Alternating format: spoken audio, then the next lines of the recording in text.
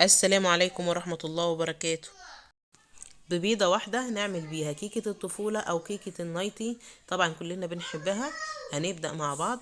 هنحتاج بيضة بدرجة حرارة المطبخ، هنضيف عليها كوباية إلا ربع من السكر، هنضيف عليها ظرف من الفانيليا، ونضربهم كويس لحد ما لونهم يفتح معانا كده زي ما انتوا شايفين ويعمل رغوة. هنضيف عليهم كوباية من المية المغلية ونص كوباية من الزيت. هنحتاج لكوبايتين من الدقيق، لازم ننخلهم كويس عشان نحصل على نتيجة أفضل. هنضيف عليهم ظرف من الكيك شيف. دلوقتي هننزل بالمكونات السائلة بعد ما ضربناهم خلطناهم كويس يعني. لازم نضرب كويس. أنا مسرع الفيديو لكن انت تضربيهم، تضربي بالراحة وفي اتجاه واحد. معلقة الخل دي يعني يعتبر هي السر، هي هتدينا الطراوة، هتدينا اللون الفاتح للكيكة. خدنا معلقتين من الخليط ودول هنرسم بيهم على الكيك، وش الكيك. دلوقتي انا معايا صاج، طبعا لازم صاج يبقى كبير لان انا الكيكة مش عايزاها ترتفع معايا. هندهن الصاج بتاعنا سمنة او زيت المتاح يعني. هنضيف الخليط وبعد كده هنعمل الخليط اللي احنا هنرسم بيه على الكيكة.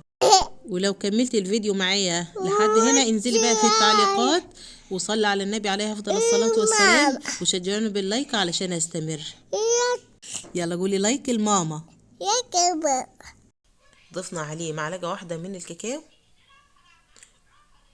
ولو احتاج معانا لقينا الخليط بتاعنا تقل ممكن نضيف عليه معلقة مية، بس انا الخليط كان مظبوط معايا ما احتاجش حاجة. هرسم بيه دلوقتي على وش الكيك خطوط بالطول زي ما انتوا شايفينها. وبعد كده عندي عود من عيدان الشيش طاووق، هبتدي اعمل بيه التمويجة اللي انتوا شايفينها دي.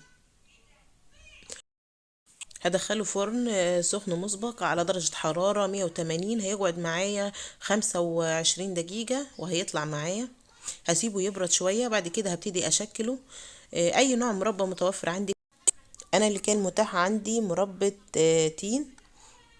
هفردها وابتدي دلوقتي أضيف الطبقة التانية.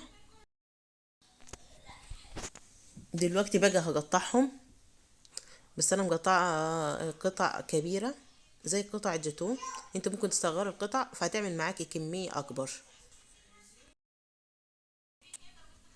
ولو الوصفة عجبتك متنسيش تدعميني باللايك، والسلام عليكم ورحمة الله وبركاته.